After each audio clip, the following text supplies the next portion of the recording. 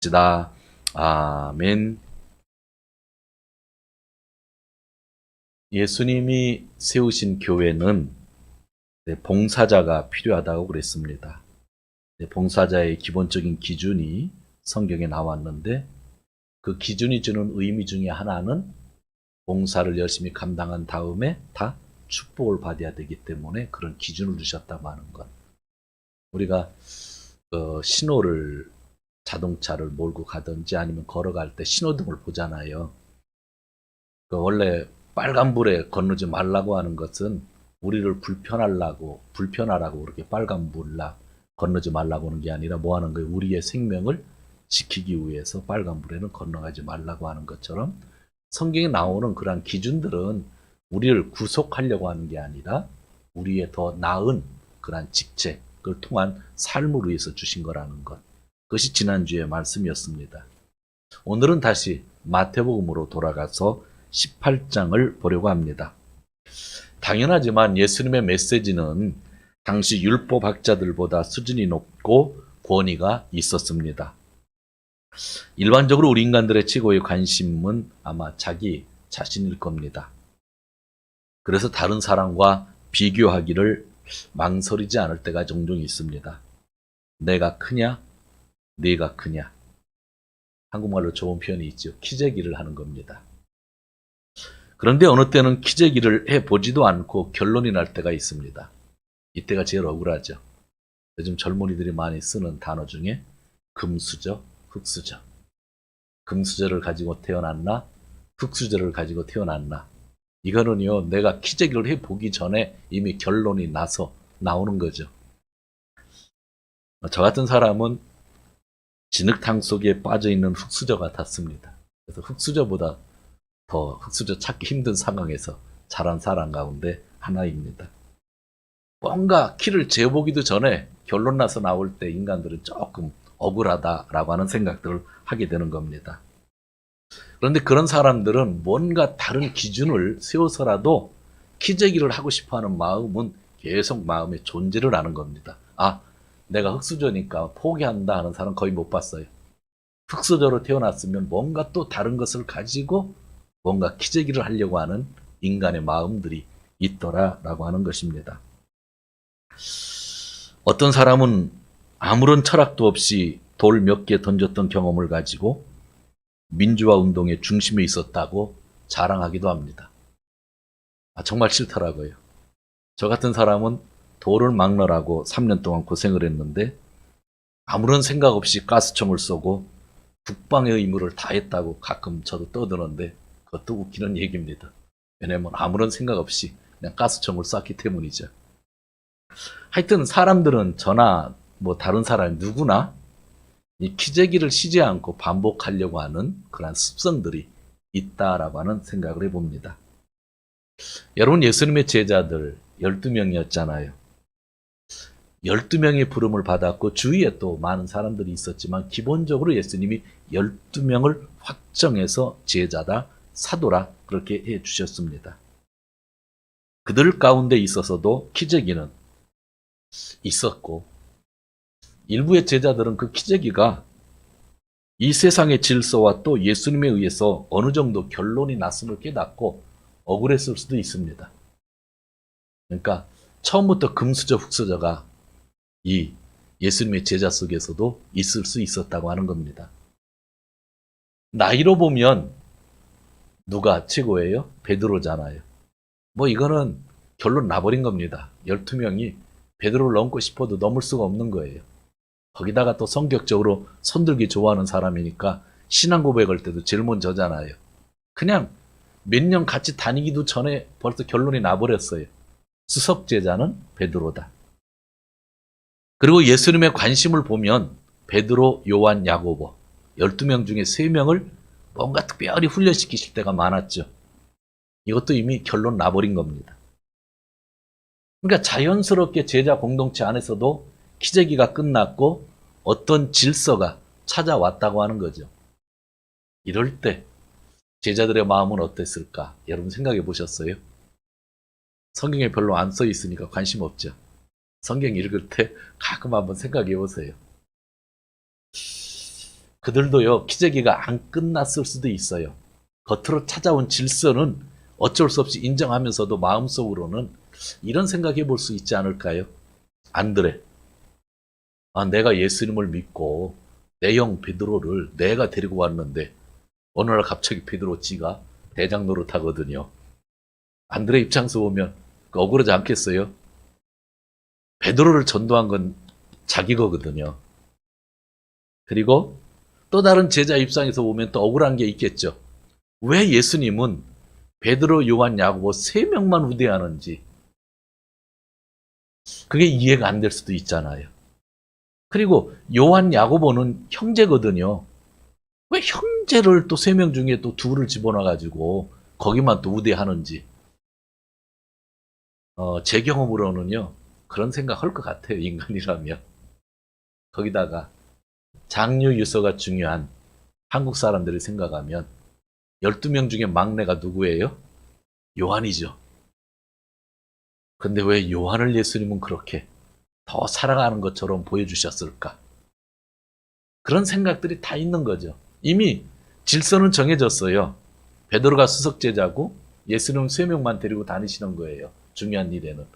그런데 다른 사람들이 볼 때는 전부 이해할 수 없는 뭔가 기저귀를 하고 싶은데 기저귀는 할 수는 없고 뭔가 답답한 마음이 있는 거죠. 흙수저로 태어난 거 어떡하랍니까? 그러나 인간은요. 그런 상황 속에서도 그런 질서를 이해하면서도 뭔가 자기 자신을 재보려고 하는 그런 습성이 남아있다고 하는 거죠. 그것이 오늘 18장 1절을 보면 제 이야기가 상상으로 끝나지 않는다는 걸 보게 됩니다. 18장 1절 제자들이 예수께 다가와서 물었다. 하늘나라에서는 누가 가장 큰 사람입니까? 세상에서의 질서는 이미 끝났어요. 베드로를 이길 수가 없어요. 세상의 질서는 이미 끝났어요. 얼마 전에 변화산에 올라가서 예수님이 베드로, 야고보, 요한만 데리고 가서 그 광경을 다 보여주셨어요. 나머지 제자들 9명. 산 밑에서 고생하고 귀신 쫓겠다고 고생하던 그 9명. 그들 마음속에 끝난 상황 같은데 그래도 자기 마음에 위안을 받고 싶은 거죠. 그래서 예수님께 질문하는 거죠. 예수님, 하늘나라 가면 누가 큽니까? 성경 말씀 이해되셔요? 하늘나라 가면 누가 큽니까? 참 재미있는 본문입니다. 지금 이 세상에서는 이길 수 없지만 천국에 가서는 이기고 싶다는 인간의 욕망이 있는 질문이기 때문입니다. 이렇게 질문하는 것은 보통 사람들은 오직 자기 자신에게 관심이 많이 있기 때문입니다. 이미 질서가 있어도 바꾸고 싶은 생각이 있는 것이고 같이 고생을 해도 내가 주인공이 되고자 하는 사람들이 있다고 하는 것이고 내가 그 누구보다도 영향력이 있으면 좋겠다는 생각이 우리 안에는 있다고 하는 거죠. 그래서 누가 크냐에 관심이 있는 겁니다. 지금은 어쩔 수 없지만 천국에 가서만큼은 너보다 앞서고 싶다. 그런 집착이 제자들에게 있었던 겁니다. 재밌지 않으셔요? 내가 이 세상은 어쩔 수 없지만 천국에 가서만큼은 너보다 앞설 수 있으면 좋겠다. 그래서 예수님에게 질문하는 거죠. 어떻게 하면 앞설 수 있습니까? 누가 크냐라는 질문이 바로 그러한 뜻입니다. 그런데 예수님의 대답은요. 잘 보셔야 돼요. 3절을 보시기 바랍니다. 내가 진정으로 너에게 말한다. 너희가 돌이켜서 어린 아이들과 같이 되지 않으면 절대로 하늘나라에 들어가지 못할 것이다. 아주 본질적인 대답이죠. 누가 크냐라고 하는 질문에 그것이 문제가 아니라 천국에 들어가고 들어가지 못하는 것이 더 큰 문제라고 하는 거죠. 제자들은 천국에 들어가서 누가 크냐고 그랬더니 예수님이 누가 크냐고 먼저 말하지 않고 천국에 들어갈 수 있느냐 없느냐가 더 큰 문제라고 하는 거죠. 인간은 기저귀에 관심이 있지만 하나님은 인간이 구원받는 것에 관심이 있다고 하는 겁니다. 율법학자와 바리새인들 예수님이 외식하는 자들이라고 많이 공격했지만 저희들까지 공격하면 그분들이 좀 화가 날 것 같아요. 왜냐하면 그분들 잘 사는 사람들 많거든요. 당시의 일반 백성들보다 기도도 많이 하고 말씀을 지키며 경건하게 살았던 사람들입니다. 그런데 그들은 그것을 자기 의를 강조했죠. 그런데 예수님은 자기 의를 강조하는 데는 관심이 없고 누가 구원받을 것인가, 구원받는 일에만 더 관심이 많았던 거예요. 이것을 우리가 잃어버리면 안 돼요. 그냥 바리새인들을 예수님 욕했다 하지 말고 예수님의 관심은 누가 어떤 의의를 가지고 있느냐에 관심이 있는 게 아니라 한 사람이라도 더 구원받는 일에 관심이 있었기 때문에 죄인들이 열애되어 있어서 죄인들까지 구원받으면 좋겠다라고 생각을 한 겁니다. 우리가 천국 가는 길을 안다고 해도 다 갈 수 있는 건 아니잖아요. 하나님이 천지를 창조하신 것을 믿지 못하고 진화를 우선순위에 두는 자들이 있죠. 그래서 이들은 자연보호에 온 힘을 다해도 아무리 공부를 많이 한 목사라 할지라도 결코 봉사자의 축복을 받을 수 없는 겁니다. 사람을 차별하면 안 된다. 당연하죠. 지키기 힘든데 힘들어도 우리가 지켜야 돼요. 세상 사람들도 지키려고 하니까. 지난주 금요일 날인가요? 제44회 일본 아카데미상 수상식이 있었습니다. 조금 보니까 작품상을 받은 것이 미토나이트 스완 치우스 작품상인데 그 작품상도 받았는데 거기서 주연했던 사람이 나무주연상, 치우스 주연상도 받았어요. 그 사람이 쿠사나기 찌요시상, 한국말 가끔 좀 썼던 사람인데 옛날에 스마프라고 하는 그룹 안에 있었던 사람이죠. 그 사람이 주연을 했는데 치우스 주연상까지 받았더라고요. 그 영화의 흐름은 남자인데 여자로 사는 사람입니다.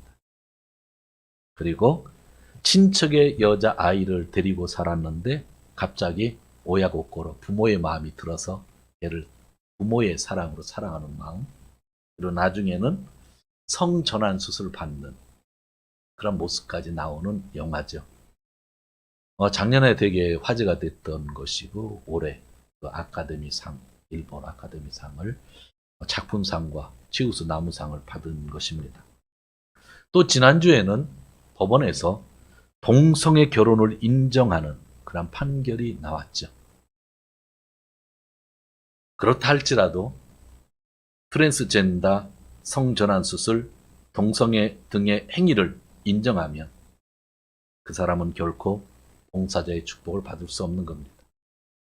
차별하지 말고 그들을 인간답게 대한다고 하는 그 메시지는 좋은 거지만 그 행위를 인정하면 크리스찬의 삶이 아니라고 하는 것이 성경에 대한 이야기들입니다. 세상의 이슈, 그것과 관련된 신앙의 이슈 등에 관심을 가지고 그들의 입장을 배려해서 내 자신도 좋다고 인정했다 할지라도 사실 더 중요한 문제는 내가 천국에 갈 수 있느냐, 내가 가지 못하느냐의 문제가 더 중요한 거예요. 모든 사람들을 배려하고 모든 사람들과 평등하게, 평평하게 살고 싶다고 할지라도 마지막 하나, 천국 문제가 클리어되지 않으면 그 인생보다 불쌍한 인생은 없는 거죠. 누가 크냐? 네가 크냐? 내가 크냐? 그 질문에 대한 답을 예수님이 구원 문제로 이끌으셨다고 하는 것, 그리고 그 천국에서 큰 사람은 이런 사람이라고 얘기했던 것을 우리가 기억한다고 하면 그냥 예수의 이름을 부른다고 해서 주여 주여 한다고 해서 다 천국 가는 건 아니지만 우리가 세상의 삶 속에서 정말 관심을 가져야 될 것은 나의 구원과 나의 가족의 구원과 교회 예배당에 있는 사람들의 구원이 더 기본적인 문제라고 하는 것을 이런 말씀을 통해서 우리가 발견해야만 되는 것입니다. 핵심이 바뀐 질문을 하면 안 되는 거죠. 저는요, 우리 동경 기독교회 공동체 질서를 위해서 어떤 목사보다 힘을 쓰고 있습니다. 그런데 정말 중요한 것은요, 내가 천국에 갈 수 있는가 없는가가 더 중요한 문제예요, 사실은. 여러분 어떠세요? 그게 더 중요한 거예요. 이기적이 되라고 하는 게 아니에요. 정말 중요한 본질적인 것 잊지 말자라고 하는 그러한 것입니다. 여러분 누가 천국에 갈 수 있을까요? 4절 같이 읽도록 합니다. 4절 그러므로 누구든지 이 어린아이와 같이 자기를 낮추는 사람이 하늘나라에서는 가장 큰 사람이다.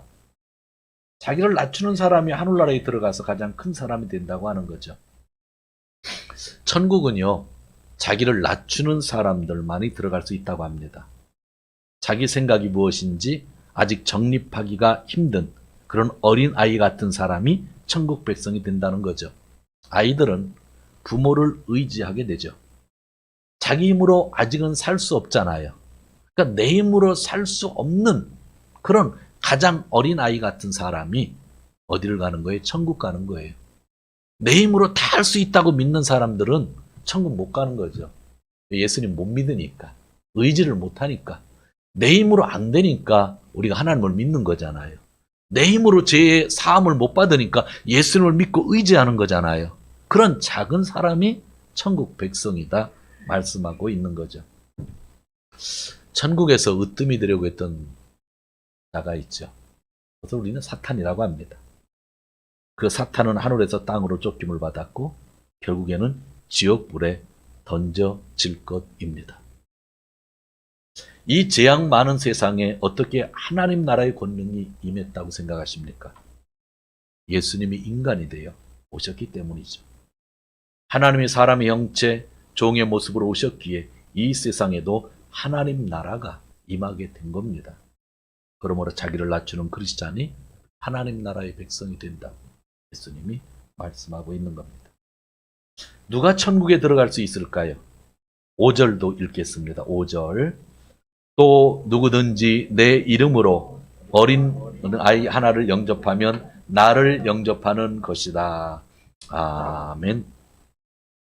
저희는 습관적으로요, 나보다 센 사람들, 지위가 높은 사람들, 뭔가 있을 법한 사람들과는 잘 어울리려고 노력을 합니다. 그리고 그들과 인간관계를 맺고 싶어서 그렇게 뭐라고 그래요? 단어가 안 나오네요. 좋지 않은다는데 인정적이 이해해 주시고 안달을 합니다. 이 말이 한국말인지 한자가 섞인 말인지 모르겠는데. 그런데 예수님은 힘이 약한 사람들, 멸시받는 사람들의 관계를 그들과 맺으라고 합니다. 우리는 힘이 약한 사람과 사귀면 득이 되는 것이 별로 없다고 생각합니다. 그런데 예수님은 예수님의 이름을 위하여 그들을 받아들이는 사람이 천국 백성이라고 합니다. 누가 하나님 나라의 백성이 될 수 있을까요? 자기를 낮추는 사람이고 또 미성숙한 사람들도 받아들이는 사람입니다. 이것이 예수님이 제자들의 질문, 누가 크냐에 대한 질문에 대해서 천국 가는 것이 우선이다라고 하면서 천국 가서 크게 될 사람은 나를 낮췄던 사람이고 그 다음에 미성숙한 사람도 받아들이는, 영접할 수 있는 사람이라고 말씀하셨습니다.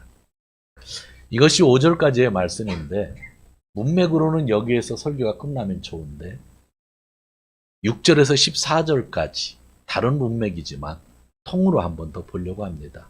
그 이유는 마태복음이 이들의 문맥을 뒤에다 계속 배치한 것은 앞에 있는 문맥과 관련성을 지으려고 두었던 것 같아서 그렇게 설교를 합니다. 어린아이와 같은 미성숙한 사람들을 받아들일 수 있는 구체적인 행동, 그것은 과연 무엇일까요?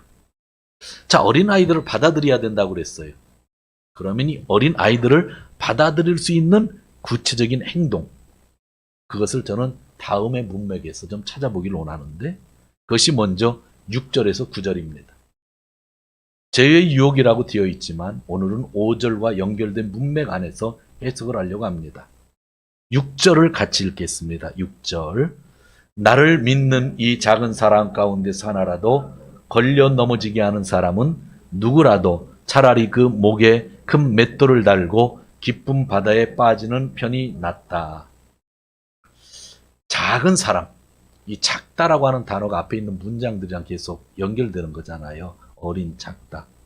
그런데 걸려 넘어지게 하는 사람, 상처를 주는 그런 사람이라고 하는데 여러분들 그 디귿이라고 하는 곳에 밑을 한번 보시기 바랍니다. 성경을 보면 뭐라고 쓰여 있어요? 디귿 또는 재직계. 그리스 언어로 보면 재직계라고 이렇게 번역을 해도 된다는 얘기입니다. 그러니까 작은 자에게 상처를 주었다 하는 것은 좀 완곡한 표현이고요. 실질적으로는 죄를 짓게 하지 말라는 거죠. 내가 작은 자에게, 어린 자에게 죄 짓게 할 수도 있다고 하는 건데, 여러분 이렇게 생각하면 돼요. 여러분의 자녀들이 누구를 배웁니까? 여러분을 배우죠. 여러분의 자녀들이 제일 먼저 죄를 배우게 될 때 뭐를 배우게 돼요? 누구를 통해서 배우게 돼요? 부모를 통해서 배우게 되는 거죠. 그죠? 죄 짓게 하지 말라고 하는 것은 그런 이야기라는 거예요. 어린 사람들은 미성숙했기 때문에 아직 잘 알지 못하기 때문에 다른 사람들을 보고 따라하는 그런 경향이 있잖아요. 그런 의미에서 그런 가장 어린 사람들에게 상처를 주지 말라고 완곡한 표현을 썼지만 그냥 원어적으로 죄 짓게 하지 말라라고 하는 표현이 더 맞을 수도 있다라고 하는 그런 이야기입니다. 신앙적으로 부모가 게을러지고 예배를 등한히 여긴다고 하면 자녀들은 반드시 배우게 되겠죠. 그렇게 되면 자녀들을 죄짓게 하는 일이라고 얘기를 하는 겁니다. 그리고 10절부터 어린 양의 비유가 나오는데, 이른 양의 비유가 나오는데 우리 10절 말씀을 같이 읽겠습니다. 10절. 너희는 이 작은 사람들 가운데서 한 사람이라도 업신여기지 않도록 조심하여라. 내가 그들에게 말한다. 하늘에서 그들의 천사들이 하늘에 계신 내 아버지의 얼굴을 늘 보고 있다. 여기도 작은 사람들 가운데 업신여기지 말라 하면서 예수님이 양 비유를 쓰고 있습니다. 100마리가 양이 있는데 99마리가 있고 또 한 마리가 길을 잃었으면 한 마리를 찾으러 간다라는 표현을 하고 있습니다. 그러면서 그 한 마리의 양을 업신여기지 말라라고 하는 그런 이야기를 하고 있죠. 왜냐하면 예수님의 관심이 어디 있다고 그랬어요? 구원. 구원에 있기 때문에 한 마리 양이 길을 잃어버려도 그 양을 위해서 일한다라고 하는 겁니다. 그런데 오해하지 말아야 될 것은 있습니다. 한 마리 양을 위하여 예수님 99마리의 양을 버리셨다는 것은 아닙니다. 오해하시면 안 돼요. 예수님은 한 마리 양 때문에 99마리를 잠시 놓아두었는데 이거랑 같은 본문 누가복음에 보면 99마리의 의인이라는 표현을 쓰고 있습니다. 의인. 그런데 우리는 자꾸 한 마리 때문에 99마리를 버려도 된다고 생각하는데 성경은 그렇게 이야기한 적이 없어요. 11절을 보시기 바랍니다. 11절에 과감하게 뭐라고 되어 있어요? 없음이라고 되어 있어요. 그런데 11절 없음인데 밑에 보면 이렇게 쓰여 있습니다. 인자는 잃은 사람을 구원하러 왔다. 많이 들어봤죠? 이 잃은 사람 쪽에 관심을 두다 보니까 99를 자꾸 잃어버리는 거예요. 강한 자를, 신앙이 성숙한 자를 잃어버리는 거예요. 그런데 예수님은 예수님은 잃어버린 자를 구원하러 왔지만 예수님이 이 11절의 말씀을 이 본문에서는 말하지 않았다는 거예요. 나중에 사람이 첨가한 겁니다. 첨가한 것을 요즘 다시 빼놨습니다. 누가복음의 병행 본문을 보면 99마리를 의인이라고 하는 거예요. 예수님이 그렇게 말씀하셨어요. 그런데 잃은 자를 구원한다. 잃은 사람들 구원받는 게 너무 중요하다고 하는 걸 강조했지만 99마리를 무시한 것이 아닌데 잃은 자를 구원하러 왔다는 말 한 구절을 넣음으로 인하여 99마리의 역할이 없어져 버렸다는 거죠. 그래서 요즘 성경은 이것을 빼는 거죠. 뺐더니 한국 영어 단체에서는 성경 말씀을 갔더니 뺐다고 이 성경 읽지 말라고 하더라고요. 그게 아니라요. 이 뺀 구절은 원래 갔더니 인간이 집어넣은 구절입니다. 그래서 빼놓은 겁니다. 거꾸로 해석하면 안 돼요. 그 번역본이다 보니까 그렇게 된 거예요. 내용이 나쁜 내용은 아닌데 이 구절이 들어감으로 인하여 99마리가 설 수 있는 자리가 없어진 거예요. 근데 이 구절이 빠지면 99마리를 버린 게 아니라는 거죠. 99마리는 의인이고 이미 성장해 있으니까 스스로 일할 수 있는 사람들이라는 거죠. 그러니까 나머지 스스로 일어설 수 없는 사람들을 위해서 더 관심을 가져야 된다. 예수님이 말씀하신 거죠. 교회에서 어떤 사람 어린 양을 찾는다고 할 때 그건 되게 중요한 거지만 문제는 교회 공동체에 성숙한 사람들이 있을 때 가능한 일들입니다. 성숙하지 못한 사람들을 두고 그 어린 양을 찾으러 갔다가는 다 잃어버리는 거예요. 그래서 예수님은 99마리를 의인이라고 표현을 했던 거죠. 99마리의 99명의 의인보다 나는 한 명의 죄인에 대해서 더 관심이 많다는 것은 99인의 의인을 무시한 것이 아니라 성장했으니까 이제는 죄인에게 관심을 갖자라고 하는 말씀이었다고 하는 겁니다. 오늘 이 본문은 되게 중요한 본문입니다. 그래서 11절의 본문을 없음이라고 하는 것은 내용적으로 틀리지 않지만 이 자리에 이것을 집어넣으면 99마리가 더 무시될 수도 있는 상황이었다고 하는 거죠. 아무튼 우린 어린아이와 같이 미성숙한 사람들을 받아들여야 됩니다. 예수님이 이런 비유를 통해서 우리에게 알려주셨기 때문입니다. 오늘 말씀 정리하려고 합니다. 성도 여러분, 우리 믿음이 강한 사람은 약한 사람을 받아들일 수 있어야 합니다. 중요한 포인트가 있습니다. 기저귀가 아니라 영혼 구원에 관심을 가지면 가능한 일입니다. 정말 교회에서 일하면서요, 목사든 장로든 직분자든 정말 중요한 거는요, 그냥 영혼 구원에, 선교에 어떤 열정을 집어넣으면요, 제대로 움직여지게 되는 거예요. 근데 이 부분을 빼놓으면요, 결국 뭔가 하면서도 이상한 거예요. 뭔가 사람이 많이 모이는 것 같은데도 이상한 거예요. 본질을 잃어버리니까. 예수님이 세상에 오신 이유는 딱 하나예요. 디모데전서 2장 4절에도 분명히 말씀하죠. 하나님은 이 세상의 모든 사람이 구원받기를 원하신다고 말씀하고 계시잖아요. 그 일을 위해서 예수님이 오셔서 그 일 때문에 십자가에서 죽으신 것이잖아요. 예수님이 강하게 오늘 이렇게 말씀하신 것, 누가 크냐라고 하는 질문, 그건 질문 자체가 잘못됐다는 거예요. 그건 너희들의 습관이라는 거예요. 누가 크냐가 아니라 천국에 어떻게 해야 들어갈 수 있습니까? 이 질문이 맞다고 하는 거고 그에 대한 답을 주셨다고 하는 겁니다. 사람들은 기저귀를 할 수 있는 인자를 찾으려고 합니다. 원인들이죠. 돈이나 명예나 권력이나 지역교회 안에서는 얼마나 오랫동안 멤버였는가, 고린도 교회처럼 누구에게 세례를 받았는가 등등입니다.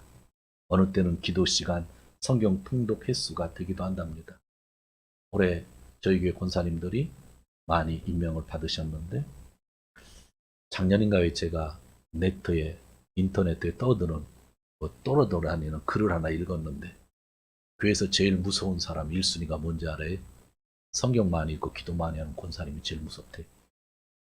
그냥 젊은 친구들이 권사님들 앞으로만 가면 숨을 못 쉬니까 제일 기도 많이 하고 제일 성경 많이 보는 사람이 제일 무섭대.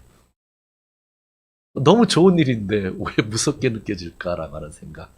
또 젊은이들이 잘못한 생각도 있겠지만 그런 것도 우리 어른들은 좀 더 잘 살펴보면 좋겠다라고 하는 생각을 하는 겁니다. 예수님은 모든 사람들이 구원받는데 관심이 있는 거고 그래서 우리는 믿음으로 말미암아 그 은혜로 구원을 받는 겁니다. 자기를 낮추는 사람만이 천국 백성이 된다고 말씀해 주셨습니다. 그리고 작은 자에게 죄짓게 하거나 업신 여기면 안 된다라고 했습니다. 어떻게 적용할까라는 생각을 하다가요. 지금 우리 교회와 가정에서 가장 작은 자가 누군가라는 생각을 해봤어요.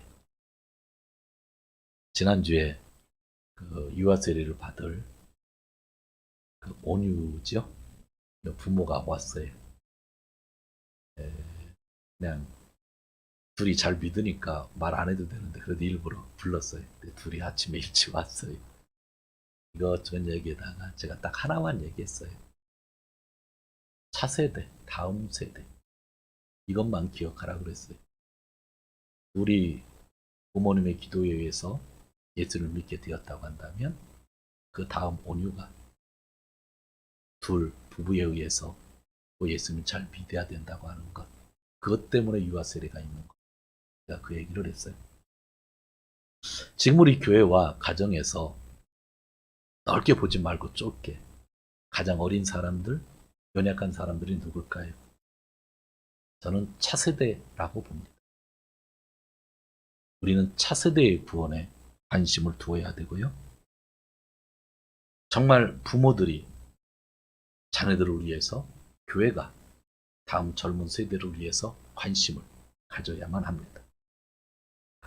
차세대에게 상처를 주지 말고 가볍게 여기서는 안 됩니다. 오늘 여기서 찬양을 인도했습니다. 청년 한 명이 올해 간사로 임명됐는데 제가 간사라는 말은 부를 수가 없어요. 집에서 이름을 부르니까요.